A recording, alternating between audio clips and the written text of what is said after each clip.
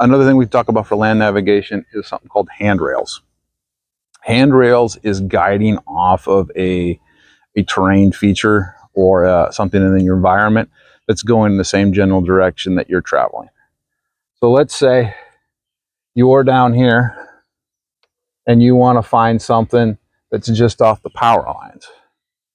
What you could do is navigate up to, so you hit the power lines, and then parallel travel or handrail all the way until you find that feature. So all you're doing is traveling parallel to something.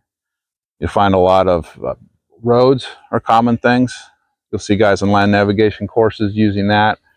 Creek bottoms, if it's not too overgrown, power lines, anything like that that is following in the same direction where they're trying to go.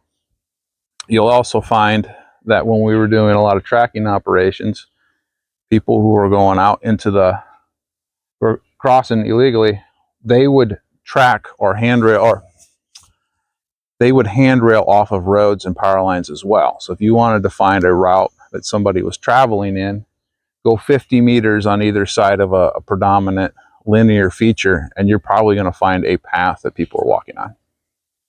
That's handrails, just following a linear feature in the direction you want to go.